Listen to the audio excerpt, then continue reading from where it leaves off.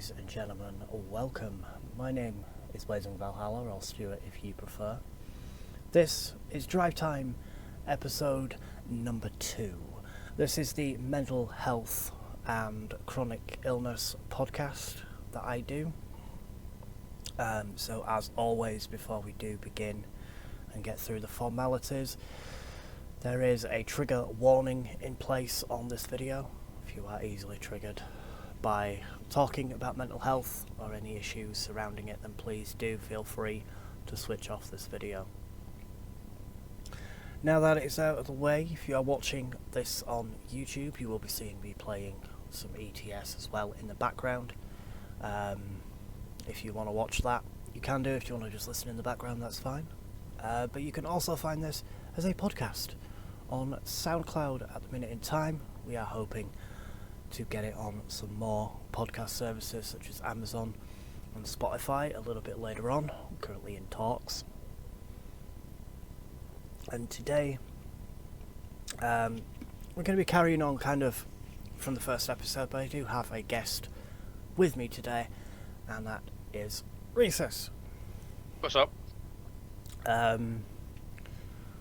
So we're going to get on with driving to our location in the game. But for you guys that are listening online or on Spotify, you'll just hear us talking and not know what the feck we're on about right now. So do excuse the bad pronunciations of city names and... Yeah, we will try and keep the talk of the game to a minimum for those that are not watching, obviously, on YouTube. So basically, you're on the show. I mean, you're one of my best friends. We've known each other since 2001. Very, very long time. God, has it been that long already? It has been that long already. Can you believe that? And I know. we've been through a hell of a lot. For sure. Ups, downs of life. Good times, bad times, and things like that. You are very aware of the problems that I have, the illnesses that I have, diagnosis and things like that. Yep. And also very awareness with the problems that you have as well. If you just tell everybody kind of your situation, where you're at right now, the diagnosis, the problems that you have, and we'll kind of work from that one. Yeah, so started out tired all the time, didn't know why. Got brushed off by everyone saying, oh no, it's fine, you just need to sleep more, you just need to eat better food. And it turns out after over a year talking with doctors, I have chronic fatigue syndrome, and that is just being tired for almost no reason, physically and mentally. Some days it feels like I've had 2 hours sleep, some days no sleep, even though I can sleep for 8, 10, 12, some days 14 hours, which has actually been done before. But since I've actually had the official diagnosis, I have managed to control it in my own way, just by not overexerting myself, actually sleeping properly, like no more than 9 hours a day, no matter how tired I am. And just because of that, tired for no reason, sometimes you feel like a fraud. Like you've no reason to feel this tired, so you must be faking it. It does get in your head, which is more than annoying. Yeah. You tend to downplay it a lot. So it's hard to put into words at some points as well. But yeah, chronic fatigue is something I've got, and I'm also being diagnosed with ADHD. At the moment, I'm actually going through the doctors. I've actually right at the beginning of it. And chronic fatigue is a symptom of, it can be, sorry, a symptom of ADHD, which is attention deficit hyperactivity disorder. Yeah. ADD, attention deficit disorder, is now defunct. It's no longer used in medical diagnosis. There is always some part of hyperactivity. It can be masked or hidden, but that I'm getting in front of myself. But yeah, it's something I'm almost happy to get a diagnosis of or be in the process of, because I'm starting to understand how and why my brain and body is working like this. So, how long ago did we'll speak about the ADHD first, obviously, because there's not a lot of until obviously that full diagnosis comes through and the treatment and everything like that. Obviously, there's little that we can say. I don't have any people that have got ADHD, so I can't say what the treatment for that is or whatever. But how long has this been going on? I mean, when was the first time that you, now obviously knowing, you know, the signs and symptoms, which you found from TikTok, I believe? Yeah, so Yeah. I've always had some sort of suspicion that I wasn't like other people mentally. I wasn't exactly sure what it was, but I learned how to function, but it wasn't as effective. And since coronavirus came round, I was actually out of work, had a lot more spare time on my hands, so I downloaded TikTok and started watching it. And on my For You page,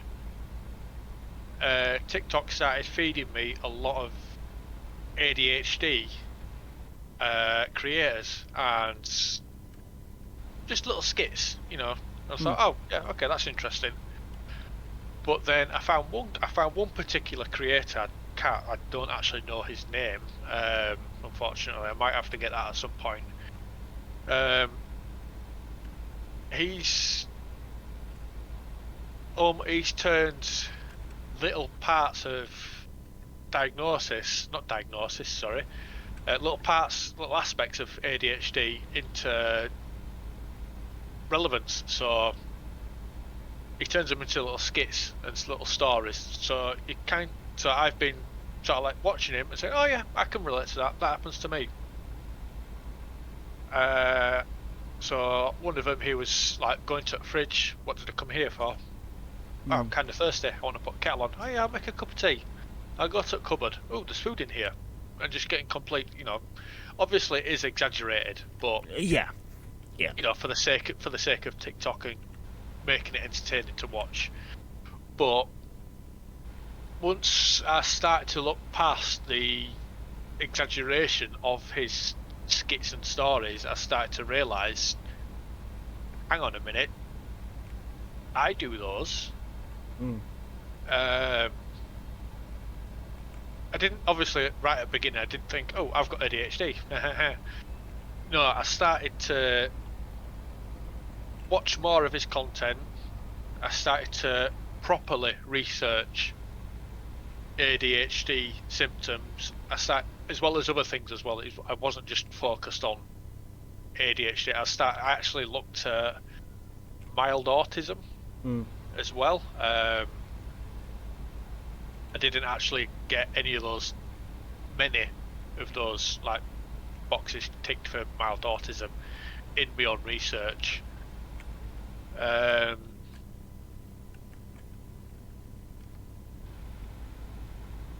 Sorry, I'm just concentrating on the game at the second. That's fine. But once I looked into other diagnosis as well by myself, it just pushed me back towards ADHD related things. And at that point, I just thought, yeah, I think I do have ADHD. And then I think I did about a month and a half of researching by myself of ADHD symptoms, ADHD tricks and tips. I guess you can call them hacks as well, life hacks. Yeah. To deal with day-to-day, how people with severe ADHD deal with ADHD, essentially. I started implementing those in my life. One of them that's been working out very well for me is I might as well. Mm. And that's just basically, oh, I'm in the bedroom, I might as well make the bed. Oh, I've just made the bed, I might as well take the washing downstairs and put a load of washing on. Mm-hmm. Oh, I've just put the washing on, I might as well do a bit of washing up while I'm in the kitchen. It doesn't always work, but I found that is the most helpful part of something I've, picked up. Yeah. And at that point, when I've started to put in 3-4 different ADHD tricks into my life, I thought, you know what, I'm going to doctors. If I think I've got this, I am a big fan of self-diagnosis, but not official self-diagnosis. It's helpful to go to the doctors with more information rather than just say, I'm not right in the head, I don't think I'm right in the head. I'll leave the actual diagnosis up to the professionals, the people who've gone to school, rather than just me Googling stuff. Yeah. So yeah, I did go to the doctors.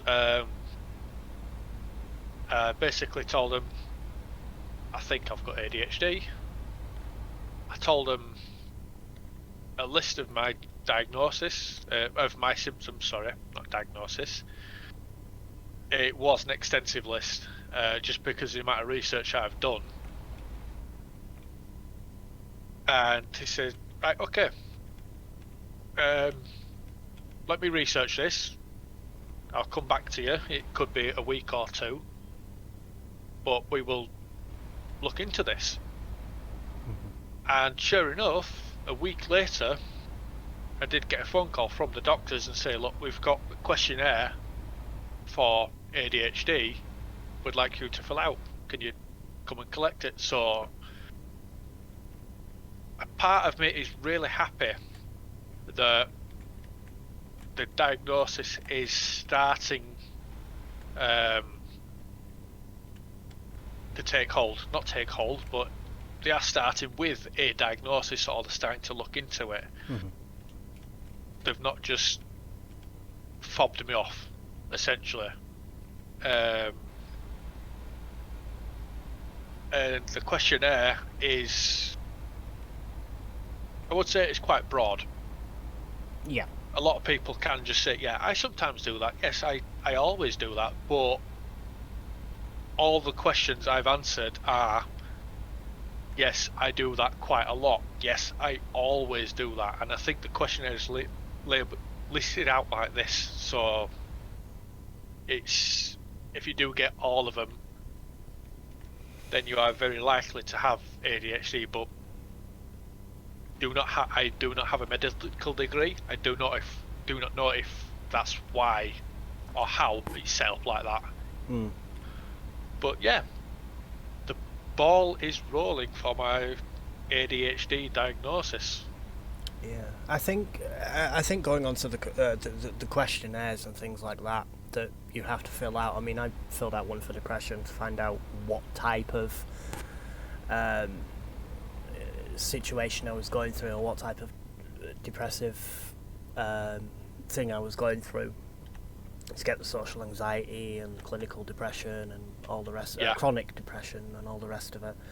And they can be quite broad, quite open to a lot of different Interpretation. illnesses. Yeah. But I think when you start looking at, 7, 8, 9, 10 questions coming up that are a certain way, I think that's when it begins to start distinguishing between, Yeah, okay, it narrows this it is... down. Yeah, it narrows it down, and it's one of those things.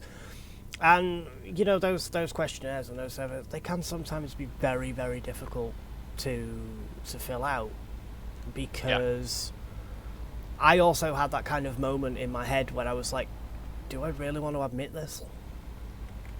Yeah, Do I really want to had a admit similar feeling as well. Yeah, did you get that feeling of kind of, do I really want to say that this is what's going on with my life, or do I just want to fuck it? No, I'm fine in that.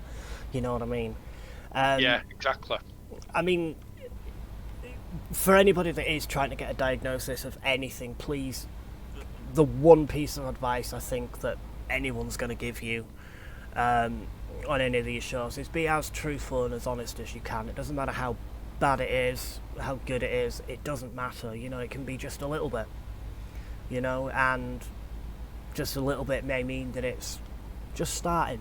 You're just starting to get there, So there's no point in making it worse because, you want a diagnosis or whatever. There's no point in making it better because you don't want to be classed as, whatever it is, whatever label. Yeah. There's no point. Can I just add as well, when you are being truthful to the doctors, if you are going to for any sort of mental diagnosis, do not downplay it. Do not downplay your symptoms, which is a very common thing to do with just basic humans. You don't like to talk about yourself. You tend to downplay a lot of things. Originally on my questionnaire, one of them's, do you fidget? I put yes, sometimes, but that is incorrect. I'm always fidgeting. Right now, I'm playing with my beard. I'm literally fidgeting with it. That's one of my stimulations. Has been since I started growing my beard, really. Yeah. It really has been one of my stimulations to just play with it when I'm not doing anything. As a result of that, my beard has actually grown in funny directions, which I do not want. But yeah, so I actually changed my answer to yes, sometimes fidget to I always fidget, because I am always fidgeting. Yeah. So do not downplay your symptoms, because that could be the difference between the doctor diagnosing you. It's very important, and do not. I know I've just said I was self-diagnosing. I'm a big fan of it, but do not say you've got a certain illness or mental illness before you've actually seen a professional, a medical professional who's actually gone to school and studied. At this point, I very strongly think I have got unchecked ADHD, but I do not say I have got ADHD.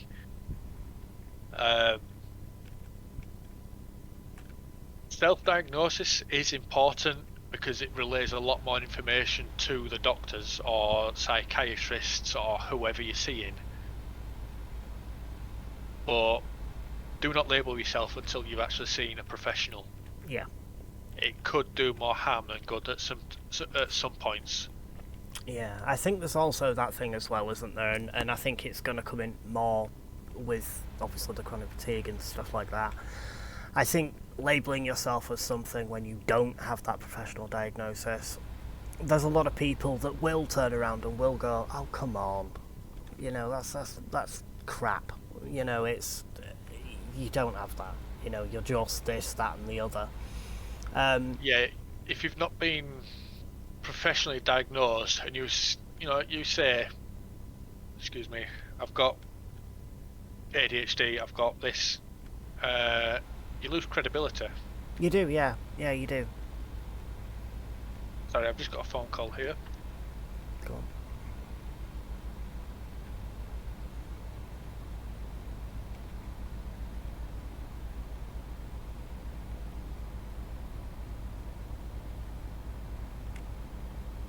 Sorry about that. Hung up. Ah, okay. Yeah, so you lose credibility if you say you've got an illness and someone asks you, have you been professionally diagnosed? And if you're putting a label on yourself and you've not been professionally diagnosed, you lose credibility with your peers and your family. It's always worth, if you think you've got any sort of mental illness or medical for that matter, go see a doctor. Yeah. I mean, for me, you know, having that diagnosis is validation for the way that you feel. It's huge validation for the way that you feel. And I think that there is a lot more validation with people then as well. You know, there's a lot more people that will go, okay, you actually do have this. You know, and there's a lot of people that will turn around and will go, I don't have a fucking clue what you've got, but how does it affect you again? And this is what I want to try and push forward with this show, is that you may not understand what a person has. You may not understand exactly how it affects someone's life. And that's okay. You know, not everybody in this world is a doctor. Not everyone has a degree. Not everyone is qualified. And if you don't understand, that's fine. You know, people that don't understand mental illnesses or medical illnesses in general, it is absolutely fine not to understand. If you are willing to learn and listen and talk about these things, that, to people who have these illnesses, that actually can mean more than knowing about them. Yeah, because, you know, me speaking to a doctor or me speaking to someone like you about my illness, your opinion actually matters more to me than a doctor, because it's like, well, he doesn't know what I'm talking about, but he will still sit down and listen to me. Whereas my doctor knows the validation. Exactly. Yeah. The validation is very important as well, because with chronic fatigue, I had people telling me, no, you're not tired. No, you just need to sleep better. No, you just need to do this, At that point, I thought it gets in your head as well. You think you're fake. You think you're faking it as well. You think, no, I'm just imagining it. But I don't know if you ever found this. Go on. Sorry. The validation of other people is just as important as the validation of a doctor, because then they're accepting that you have a medical condition or a mental health condition. So understanding mental health is very important to the people around you and yourself. It really is. I mean, it can do you the world of good. I know with the chronic fatigue, I mean, I certainly found this, and I was certainly called this a hell of a lot. I don't know if you were as well. And depending on the people that you have around you, depends on whether you will hear this, but the word lazy was thrown around so much when I was starting out with the chronic fatigue and it was undiagnosed. No, you're just lazy, or you're just, you know, because my chronic fatigue comes with, yes, I'm tired, yes, I'm exhausted, but my body still won't sleep. So it's the dual-edged sword of needing the sleep and being exhausted, but my body not actually being able to sleep. Yeah. And it's like, okay, I'm gonna, you know, I might be playing a video game or something like that till late on in the morning because I just can't sleep. I'm just not tired at all. Even though my body's feeling exhausted and I'm feeling exhausted, I just can't sleep. So a lot of people are like, oh, you're just playing computer games and that's why you're in bed so late. That's why you're feeling like crap, because you're lazy. I think that is one of the things that, especially, I mean, obviously without a diagnosis, it's very difficult to not sit there and go, you're lazy. And I do understand that. You know, when you are undiagnosed, I do understand it's quite difficult to do that. But once a diagnosis comes in, calling someone lazy or something like that when you hear, I've got chronic fatigue, is probably one of the most soul-destroying things that you can hear. It's degrading. It really is. It really is. I mean, you can sit there and you can think to yourself, even before you're diagnosed, you know that something's wrong.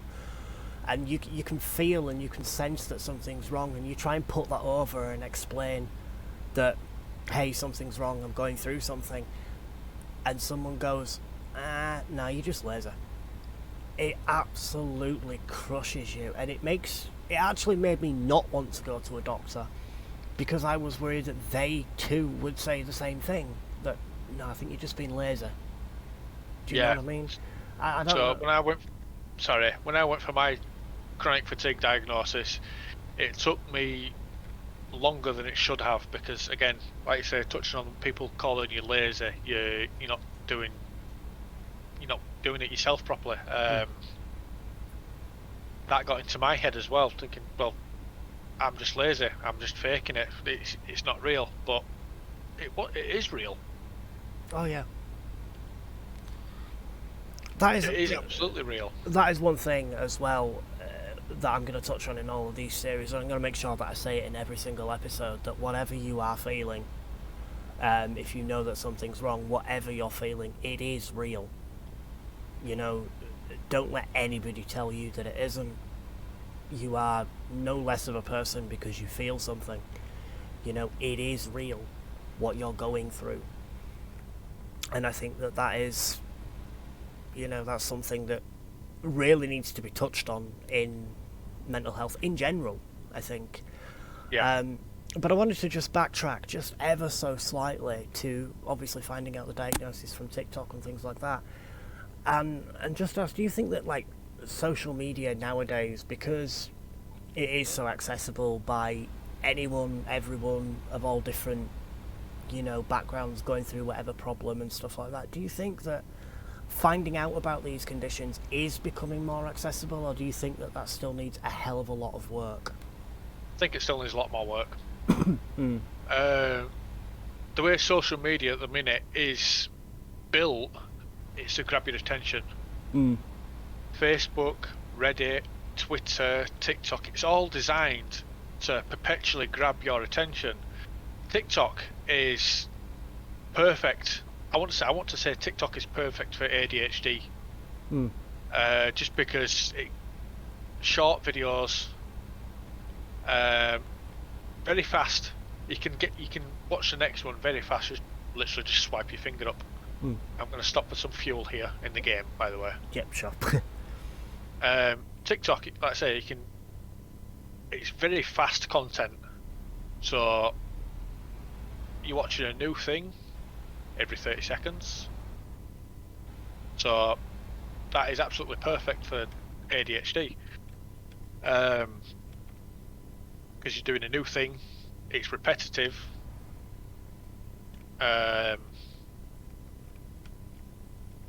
It's just very fast paced. Yeah, it is. Yeah. It keeps you engaged. It keeps you engaged. I mean, obviously, it's one of the things with ADHD, losing interest in things and things like that, I believe, isn't it? Yeah. Losing interest in doing things. So I think that TikTok's perfectly designed for that, because as soon as you're starting to lose interest in something, there's something else popping up to keep your interest. Yeah, exactly. But I think it is, for me, it's certainly, I think it should be a responsibility of social media providers to get these stories out there, to get this mental health, it's not okay to, there's hashtags going around, it's not okay to be okay. It's okay to not be okay, sorry, I do apologise. It's okay to not be okay. And for me, I think that should have the push from social media people. Yes, it's not a subject that a lot of people like to talk about. Yes, it has stigma. It shouldn't. And I think social media creators and things like that, and the bosses and things, they should do more to push out things like that and push out information about this. It's getting there. They're allowing content creators to get out there a little bit and to give their opinion. But I know full well that I put this on Instagram, that I've done an episode of Drive Time, and I know that the engagement between me putting on an episode of, hey, I've done Euro Truck, a YouTube video, to, hey, I've done a mental health Drive Time, the engagement between the two of those is very, very different. It'll attract different audiences for sure. It does attract different audiences for sure, and I don't have a problem with it attracting different audiences, but the push that it gets is a lot less than the push of, hey, a new YouTube video. Yeah. You know, I can post out that drive times, you know, my drive time episode's out, and it is shoved to the bottom. I can't even find it on the front page of anything. I do a YouTube video and it'll be there for an hour, 2 hours. Do you know what I mean? Yeah. But other than that, nah, I can't find this. I think it should be the responsibility of a lot of social media platforms to push it. Talking about this, it's not in the best interest for the social media platforms for them to promote it. They're not there to pander to everyone. They're just there to keep everyone on the platform, and if they're pushing a certain message, it doesn't matter what the message is, be it Black Lives Matter, mental health awareness, gay pride, LGBT, whatever, it does not matter. If they're pushing a single message, there will always be the other side of that, when there's people saying, obviously I'm not agreeing to this, I'm not saying this is my message, but there will be people that say, well, Black lives don't matter. Yeah. You know, LGBT is you know, that's mental illness, that's not real, we shouldn't be promoting that. Again, that is not me. Yeah. I fully support those movements. Yep. A human being is a human being. I don't care what colour, who you know, what sexual orientation they are. A human being is a human being in my eyes. Yeah, true. But as I say, there are people who will oppose any message that gets put out there. So I think social media does need a drastic change to stop pandering to the masses and actually promote real messages. Yeah, I think with the mental health thing, for me, I just feel like it can save a lot of lives. Again, a hefty trigger moment coming up in this video, but just to talk very, very, very briefly, obviously, about the rates of, you know, people taking their own lives and things like that. I mean, if that message was pushed a little bit further and people could see that, hey, there is people out there that have what I have, that are going through what I'm going through and are willing to talk about it, I think that would save lives. I'm not saying it's going to save everybody. You know, I'm not going to go too deep into it just for sake of, you know, video wise, but, you know, it would start just to maybe make people think, hey, it's okay to be like this. And yeah, it is okay to not be okay. Yeah, it's okay to have problems. It's okay to not be okay. This program, this podcast that I'm doing here, I'm hoping that at one point in time, after I've done the episodes and things like that, I am going to go further than just sitting here at a computer and just talking to people that have gone through it and professionals and things like that. We are hoping to talk to some medical professionals as well, and kind of go further than that, kind of raise awareness, even raise money for people that need it, that are going through hard times, perhaps to raise money for charities, to get more research into this, more research into better treatments, you know, things like that. So I'm hoping to use this platform for a lot bigger than just a podcast. Yep. And perhaps start that movement of people going, you know what? Yeah, let's get this out there to the world, that it is okay. You need someone to talk to. Let's have a place to talk. You know, even if there is a set place on websites to talk. There is a lot of set places. Reddit has its what do you call them? Subreddits, that's the one I was looking for.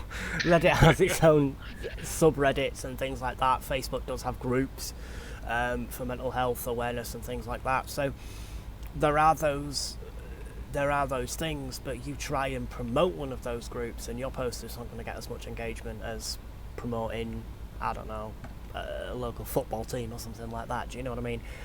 Yeah. And again, you know, it is audience based. Maybe your audience is not quite up on the mental health stuff. Maybe they're not into it. You know, maybe they're just into gaming or your football team or whatever it is that they're into. So there is that aspect of it. But I think, you know, if we had that kind of acknowledgement from even the big companies, I mean, that acknowledgement, as we were going back earlier on, to family members and personal people in our lives, that validation, I think if the big companies validated it as well, that hey, this is a thing, it's not okay to be okay, you know, it's okay to not be okay, that validation from the big companies as well, I think is what's needed to move forward. Yeah, unfortunately I don't think we'll see that anytime soon. As I say, it's a message that will get opposed by some people, and it will get opposed by a lot of people, I think. I mean, obviously everything's opposed and everything like that, you know. There will always be some sort of opposition no matter what the message is. Yeah, I mean, you know, you see these people, football just recently, for instance, you know, people taking the knee in football games, people are opposing it because they don't agree with the message. I wholeheartedly agree with the message, I just want to say that right now, but you know, people opposing it because they don't agree with the message, and I think it is going to be the same thing, unfortunately, about that message as well, you know. But obviously, speaking of chronic fatigue and things like that, and you know, affecting life and affecting what we do, and things like that. Obviously, you were saying earlier on, you get those kind of days off, that kind of moment off, you know, from, obviously you have a very lovely partner and a very understanding partner as well. Yeah. You know, to the point where it's, hey, I'm not feeling up to this, you know, they're absolutely fine with it. Do you think that having that kind of support network around, physically around you, is probably one of the most important things to be able to deal with this illness? Do you think that is probably one of the most important things, to have that physical 24/7 connection with someone that supports what you're going through? Absolutely. I mean, it doesn't have to be 24/7, but to have someone there to validate you, to say, after all these years of being told you're being lazy, get it done, or you just don't want to do it, you're being lazy, do it. To say, I'm not feeling up to it, I'm tired, my chronic fatigue is kicking up again, or I've got a wave coming on, which is what I call them. Mm-hmm. It's like a wave of for me, my experience, it's like a wave of tired and fatigue that comes on. I can generally feel them coming on. Yep. And notice the signs. It's happened quite a few times. I can tell my partner, look, I think there's a fatigue wave coming. What are the signs for you? It's hard to explain. So I'm never at 100%. On a good day, I would say I've energy levels and mental energy is 80%.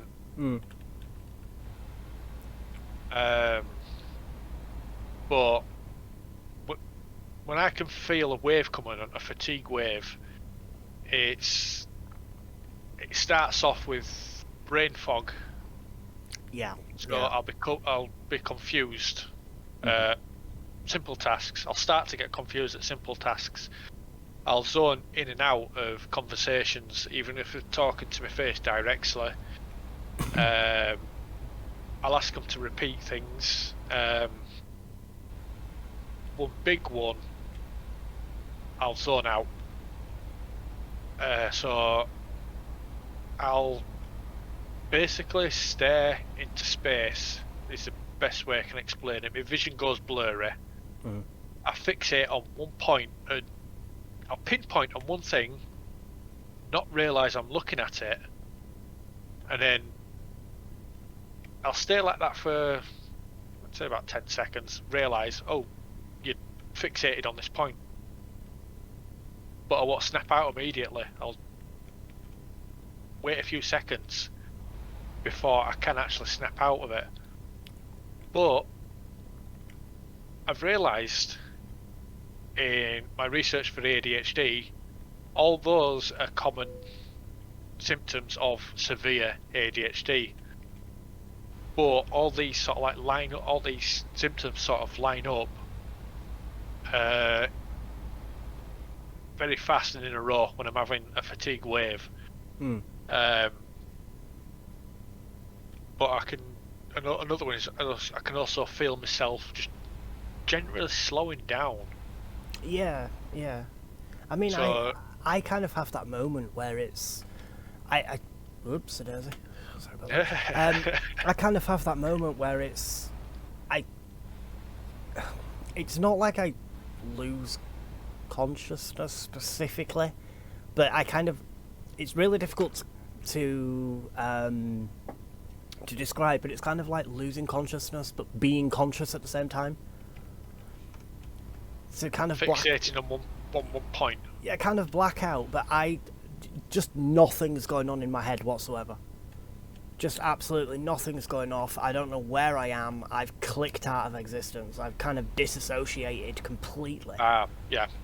I don't get that. I mean, obviously, I think, because I mean, I've had this for 2014, 15. I think when I first got this, and I don't know, because I don't always. I mean, do you always get that sense of something's coming up, or does sometimes it just hit you like? Well, I mean, we're driving right now like a truck. So sometimes it does get me, just out of surprise. Mm. But the big waves, I can actually feel those coming on, like the fatigue that knocks me out for a day or two. I can always feel those coming up. Yeah. I can always feel those coming up. The signs are very noticeable, but there are days when I'm just sat watching TV, sat playing video games, or doing chores, whatever. My body just goes, surprise! You've just done a 5-mile run. I'm like, what? Yeah. And they generally last a few hours. Them fatigue moments don't have any noticeable symptoms or warnings. It's just sort of like, surprise, you're knackered, and you can do nothing about it. Yeah, but I mean that's one of the difficult things to deal with, because you can't always, you can't always prepare. No, absolutely not. Well, I mean, with chronic fatigue, there is no preparing. You can. The days that it kind of hits you, I mean, they're the small sort of chronic fatigue dues, aren't they, really? The ones that you can't see coming. In respect to, like, the bigger waves, yeah, they are the smaller waves, smaller dues. Yeah, I mean, it's still... It's still debilitating. It is still very, very much debilitating. But by the way, chronic fatigue is actually a disability. Yes. I just want to point that out there to everybody. It is a disability. I have it. I can't work because of it. I mean, there are days when we're fine. You touched an interesting point, actually, that I just wanted to come back to, that you're never 100%. Yeah. And, you know, that is one thing that a lot of people, when you see something like chronic fatigue, or you see fibromyalgia as well, the other condition that I have, a lot of people say, yeah, but you're okay someday. And you can't see it. You don't look disabled because, yeah, you're seeing me on a good day. But in respect to how many good days you have to how many bad days you have, or how many, you know, I mean, I range from okay to bad to horrific. You know, just because you can't see it, and it's the same with mental illness as well, just because you can't see it doesn't mean it's not there. Yeah, so I have been seeing a lot of messages like the NHS, invisible illnesses, just because you can't see it doesn't mean it's not there. Yeah. Which I'm very happy to see. It's becoming more common to actually see invisible illness awareness, I guess you could call it. Yeah, there is a lot of those people where it's like you park in a disabled spot or something like that, and just because a person can walk, they're seen as not being disabled. You know, it doesn't, that's not necessarily what it's there for. You know, it could be that they're, you know, I know someone that has a disability badge because they're too anxious to walk through a car park, so they have to be beside the store. If they get anxious inside the shop, they need to literally get out of there and have somewhere to go that's away from people, so they need the car quite close. And it's like, people will say, but you're not disabled because you're walking, you're perfectly fine, you know, you can move. And it's like, yeah, but they're still disabled. Just because you can't see it doesn't mean it's not there. And that's another thing I think as well that we have to get over. We have to get over that fact of, okay, just because you can't see it doesn't mean it don't exist. Yeah, exactly. You know, oh, this is a fun one. Sorry for everyone that's on SoundCloud, you won't know what the fuck we're on about, but yeah. This is a fun one. Picking up a trailer. It's the first time that it's inside an actual warehouse. But yeah, I mean, with chronic fatigue and fibromyalgia and stuff like that, not every day is the same. You know, I can be absolutely fantastic, and as a content creator as well, it's really difficult because I can do, you know, I can say to myself, right, okay, I'm going to stream this day, or I'm going to do content this day, I'm going to do YouTube, and there's been countless times where I've had to contact you and go, you know what, I ain't doing no content today. I'm not feeling it. Yeah. I can't do it. And there's been times where you've contacted me the same thing. It's not easy to plan ahead with. It really isn't. It's not. I myself have had days where I'm thinking, yeah, I'm going to do gardening today. You know, it's a nice day. I'm going to do gardening, and then you just wake up and it's like, nah. Yeah, that's not so happening. It's either the chronic fatigue kicking in where I physically can't do it, or it's my suspected ADHD. Just my brain just doesn't want to click and do it. So with ADHD, it's something called executive dysfunction, and it's your brain literally saying, "No, you're not doing that." Yeah, I've had days where I've planned to do like some big chore, and then my brain just goes, "No, you're not doing that today," and it's so frustrating. Yeah, I mean, I get genuinely like annoyed with myself at times. You know, it's like I know that people, you know, people can get annoyed that you're lazy or you're not doing stuff or whatever. You know what I mean? But you can never be as annoyed as English do I even? You can never be as annoyed with me than I already am with myself, because exactly. And it's a thing where I refuse. It's not so much accepting responsibility and saying it's the illness's responsibility for me being like this, but I refuse to accept that I am in this situation at times, and it's like, no, I'm fine. I have to do this. You know what I mean? If I'm not doing this, I'm not. You know, there's countless times where I will say to my partner, I'll be like, I'm a shit partner, I'm a shit boyfriend, I'm a shit husband, or whatever. You know, I'm a crap dad. You know, when I can't play with my daughter and stuff like that, and I think it definitely more gets me with my daughter, but you know, I refuse to blame the illness for it when I have every right to blame the illness for it, because it is the illness's fault. It's not my fault. But that refusal to blame the illness, and people saying, oh, you're lazy, you're this, you're that, you're the other, you kind of sit there and you go, do you really think I've not said all of this to myself? Yeah. Do you know what I mean? It's a real tough one. And I think people, you know, if you take nothing away from this video, maybe it is advice that I can't take myself, maybe it's advice, and I think this is something that I do quite often, is that I will give out advice to people that I don't take myself. Have you ever found that?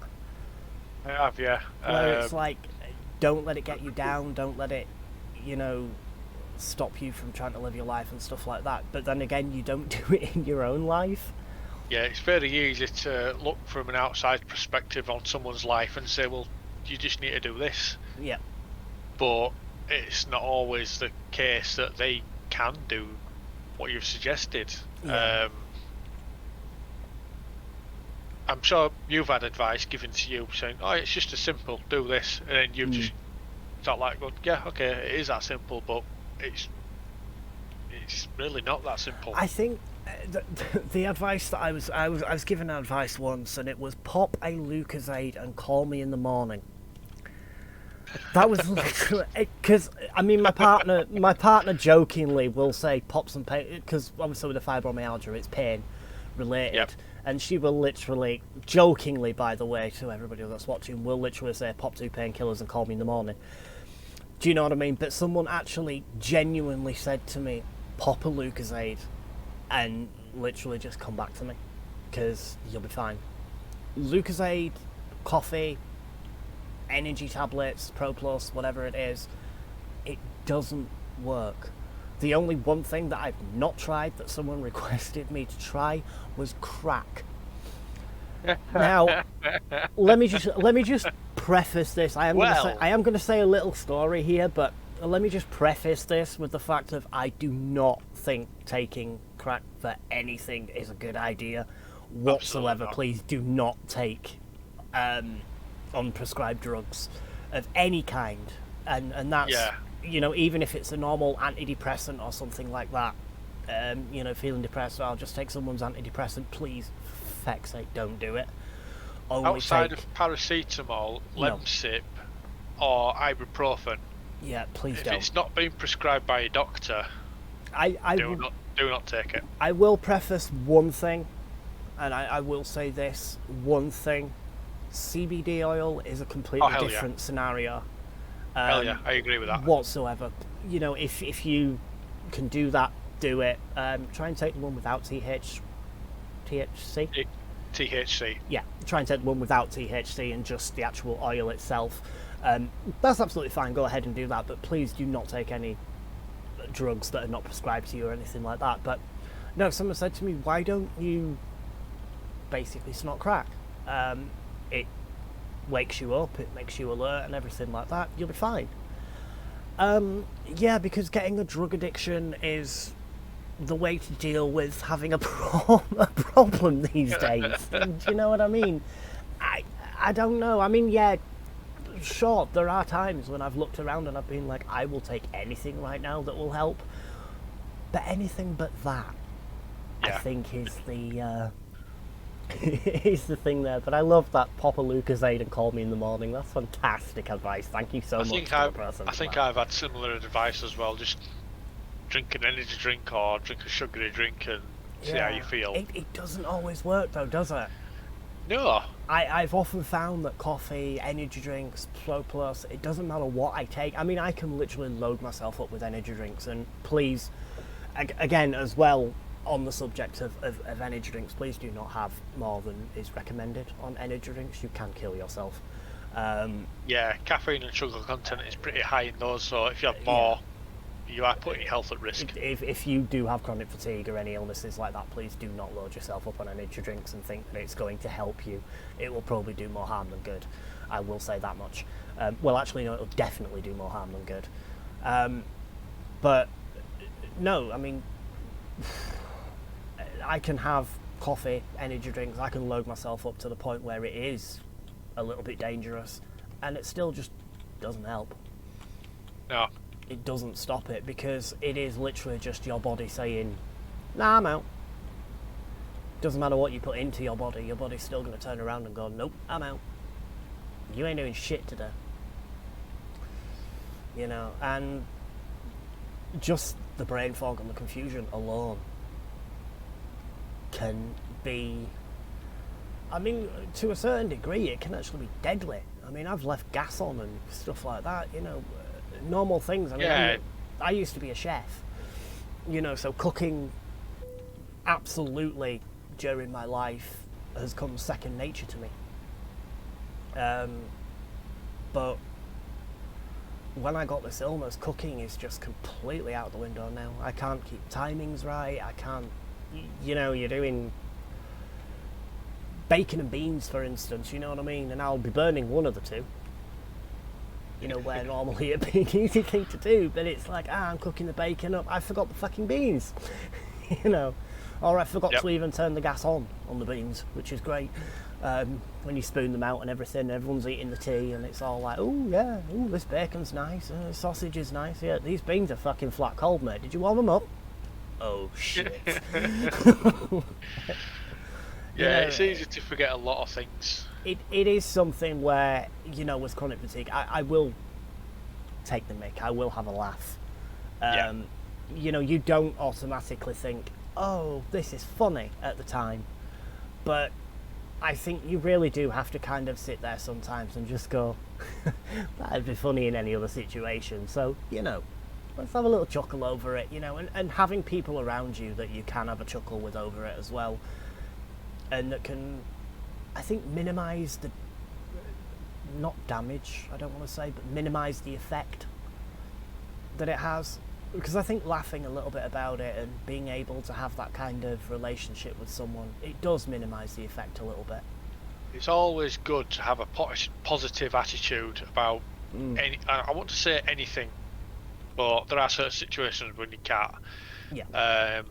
But it is, you know, in my experience, it always is good to have a positive aspects on life in general, no matter where you are, what illnesses you've got, or what situation you're in. It's not always possible, but you know, if you can look at a situation and see a small good side, even if it's just something that'll make you personally chuckle a little bit, it's better than constantly putting yourself down for something that's not entirely in your control. God, I do that to myself all the time. You know, I forget to do a chore. I'm like, oh, socks are smelly again. I didn't do it washing. Socks are smelly. It's fine. You know, I'm just gonna smell them one more day. Yeah. Have a little bit of chuckle out of that. Yeah. I mean, with things like that, you know, I just kind of turn around and go, well, my fucking feet are smelly anyway, so, you know. Yeah, exactly. What does some more day happen, you know? And I think that it is a good way to kind of minimalise the loss of control. Because a lot of these conditions that we're talking about, fibromyalgia, chronic fatigue, ADHD, these conditions that we have, it is all about loss of control, because that's what these illnesses do. They, you know, and depression as well, you know, obviously the depression on top of the chronic fatigue, there's a lack of control, and then there's a lack of belief in yourself that you are, worthy of the help, or worthy of the worthy of that validation. There is that. So it's really, really strange. But I hope that more people can feel like it's okay. I'm not making fun of a condition. I'm not making, light of it or anything like that. But just to have that moment where you can sit there with a like-minded person and you can go, Jesus, I can't believe I did that, Yeah.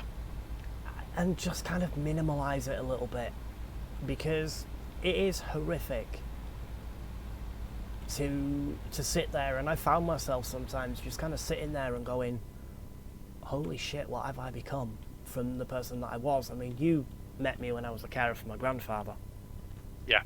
And I can honestly, well, you met me miles before that, but you were around when I was a carer for my grandfather and my depression started due to that. And, obviously you were around a little bit earlier when my depression started with the bullying at school and things like that. Yeah. Simon has always been one to uplift me. He's always been that person that's been there to go, hey, okay, it's bad, and you know what? I'm right at the side of you in the foxhole. I don't give a shit what the hell's wrong with you. I'm right at the side of you in the foxhole, and you want to just sit there and feel sorry for yourself for a bit. Fair dues, go ahead. You can sit there and feel sorry for yourself for a bit. I'm still going to laugh and make you chuckle and, probably still take the piss out of you. But you need someone to just sit there in the foxhole with you, listen to you, and give you that minute to, give you that minute to kind of collect yourself. I'll give you that. You know what I mean? Everyone should have people like that in their life. Everybody. Yeah, absolutely. Just having someone there as well, just if it's just company, or knowing you've got someone to fall back on from something like an emergency to like you need help hiding a body or small advice. Yeah. It's always great to have someone like that. It's always great to have someone to hide a body with. Unfortunately, people don't have someone like that. They often feel isolated with illnesses. It locks them out of social circles. They don't want to go out. Like, touching back on chronic fatigue. Yep. They're often left out of social circles because, you get invited out. Do you want to come out drinking? No, I can't. Sorry, I'm too tired. Yeah. Oh, okay. And then, a few weeks down the line, do you want to come out drinking? No, sorry, too tired. Eventually, they'll stop being invited because they'll always say no. Yeah. But, I think sometimes situations like that, though, as well. I mean, it's happened with me countless times where, you've invited me out and stuff like that, and to go at yours and stuff, and I've been feeling too unwell. There's also that part of me that goes, I am going to be shit company. Do you know what I mean? There's that little part of your brain that goes, what if I... what if I have a do or something like that while I'm there, and I'm going to be absolute dog shite company to be around, because I'm not going to be the life and soul of the party, and especially when you have been the life and soul of the party. I mean, both me and you used to be, we'd be jokers like nobody's business. Do you know what I mean? We were the clowns of the party. We were the clowns of the party. I mean, we were the clowns of anywhere that we freaking went. We didn't give a shit. Do you know what I mean? But yeah, the mental illnesses can lock people out of social situations, be it anxiety, or they've just turned down a lot of social interactions and they stopped getting invites because of the mental illness or the physical illness. It's end of the day, it's not fair. No, it's not. No. But it's important to know that it might not be your fault. No. It might not be personally your fault. It might be the chronic fatigue. It might be the ADHD. It could be the fibromyalgia. It could be a number of other things that's out of your control, because mental health and its illnesses takes the control out of your life, and that's the most frustrating part. Yeah. Because in many situations you think, yeah, I want to do this, but you can't. Physically and mentally can't, and it just, the control that's taken away from you is, you feel like it's your fault. Yeah. And it's not. I think that's one of the big the big issues with, I think, anything mental illness wise, chronic illness wise. I think one of the big issues is that feeling of the control has gone from, you know, you now are just in the hands of whatever it is that you have, and there's not really much that you can do about it. And there isn't much that you can do about a lot of these conditions. I mean, chronic fatigue, there is no treatment for this. There's no treatment for chronic fatigue whatsoever. You can have things that can help manage the condition. I think that is one of those things where it's, you know, it is something that's out of your control, and people understanding that you can't necessarily control it, and understanding that, and social situations as well. You know, it can be a case of, hey, I can't do this today, but, you know, do keep asking, because there will be one day when they can do it. There will be one day when they can do it, and they are trying. Yeah. You know, please do be aware that people are trying their best to do what they can do. You know, that's something that you have to keep in mind, that they're trying their best. All anybody can do. Yeah. I mean, we can all... The only thing that any of us can do is do our best. Yeah. You know, whether it be an able-bodied person or you know, not as able-bodied. But no, I mean, you know, obviously you've helped me out with depression as well, and, you know, that's been a godsend to kind of have you around for that, if you will.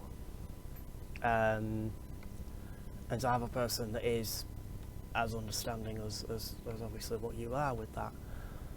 Yeah, well, I understand what's going on. I don't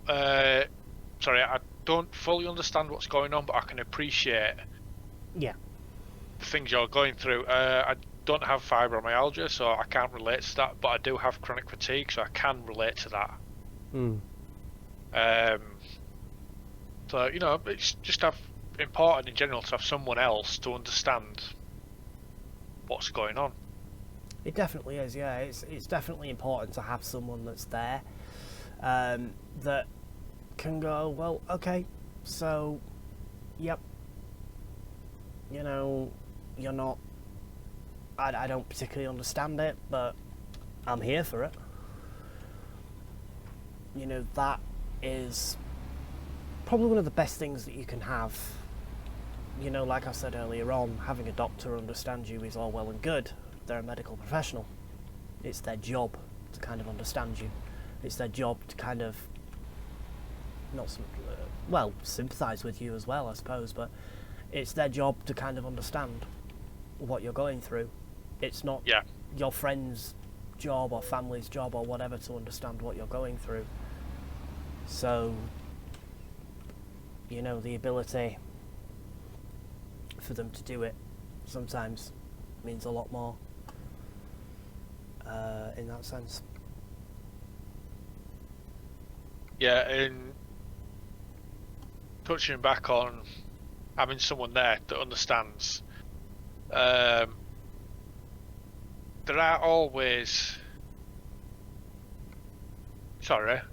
is always like an avenue to get someone to support you and just understand. Thankfully, there's more and more options now. If it's like a phone call to like a charity, a mental health charity, I believe the Samaritans do it in the UK, don't they? Yep, Samaritans. Salvation Army as well. There's, I believe they're free just to chat. Yep, there is. There's Mind as well if you're looking for that. I believe we have a crisis text line now as well, where you can text if you're not up to speaking to someone face to face, which is sometimes a bit of a problem. You know, speaking to someone face to face and kind of having to explain that face to face, you can actually use a text line now. I will get the number for that and try and put that in the description down below, just in case anybody needs it. But yeah, I think it's brilliant that there are so many different avenues to go down now. Yeah, social media with its platform, not the companies itself of social media, but the people on social media. Some of the support groups there that have been created is absolutely fantastic. Reddit comes to mind for me because I use Reddit quite a lot, and I have found subreddits where people with chronic fatigue and with ADHD and a number of other mental illnesses do talk about it and do interact with each other and do genuinely support each other. You know, they can give you advice how to live with it, or basically be there. The important thing to remember: you're never alone. There is always someone there who will support you, be it a complete stranger on the internet who is there because you understand what's going on because it's happened to them, or someone close to you. True enough. And I think having help is probably one of the biggest things that you can have. Yeah. You know, and whether you watch this show or listen to this show, I know that I have a friend who literally downloads this podcast and listens to it on the go, and it kind of helped them. The first episode, it kind of like helped them to understand they have fibro as well, and kind of helped them to understand that hang on, they're not alone, and what I'm feeling is what this guy is feeling, and you know, it's not so dumb after all. You know, some of the thought processes that I go through, they go through. Yeah. So I think, you know, and sometimes it can just be that. It can just be finding out that a thought process that you had, someone else is going through. Yeah, exactly. Going back on that point, you're never alone. No. Even though it does feel like it, that your brain will lock you into your own mind and your own body, feeding it with self-doubt and just general negative thoughts. You always have someone there to support you and just be there. You just have to take an extra step to find them. Yeah. It's never easy. Oh no, it's not. No, the ability to kind of to reach out and ask for help is one of the hardest steps that you will do. Yeah, but absolutely. It is definitely one of the best steps. And reach out, get help, talk to people, see what they can do for you, see if they can help you out. And, you know, it is a liberating feeling. For me, it certainly was a liberating feeling to ask for help and to get that help finally. Yeah, it's always the hardest step you'll ever take with mental health. It is. There are people out there, you are not alone, as we say, and you will never ever be alone, because there will always be someone in the world that has what you have. Maybe not to the degree, maybe not the same symptoms, maybe not the same, you know, processes to deal with it, but there will always be someone that has something the same as you. I always relate to you. Yeah, you're not the only one. You know, don't ever feel like, oh, I must be the only one who feels like this. You may not be. you know. But any way that you do feel is not wrong. None of it is wrong. Feel how you want to feel. Deal with things how you want to deal with things. If you have those moments where you break down and it's just, it ain't going, break down, it ain't going. You're not wrong for being like that. But if you are one of those people that, you know, continue on and onwards and upwards to the next thing, onwards and upwards to the next thing. If it works for you, it works for you. You do you. Exactly. As long as it's not self-destructive in any way, then... Exactly, yeah. You know, there is that kind of don't self-destruct and, you know, don't hurt anyone else, of course. Hurt self or anybody else, but other than that, go ahead. So, with that one, we are going to end this episode of Drive Time. I want to thank everybody for listening or watching, whichever it may be. If you've watched, you've just had some extreme comedy. Not through the talking, but the content that's just happened. I've actually lost my trailer twice because of crashing, but it's okay. But we are going to go for this week. I want to thank RHEASUS for coming along and being so open and honest about condition as well. Thank you so much indeed. Yep, you're welcome. For coming along. Thank you for letting me be on here. Absolutely no problem whatsoever. You'll be seeing some more videos with him recently. You'll be seeing some more videos with him shortly, I should say, not recently. It's a different word.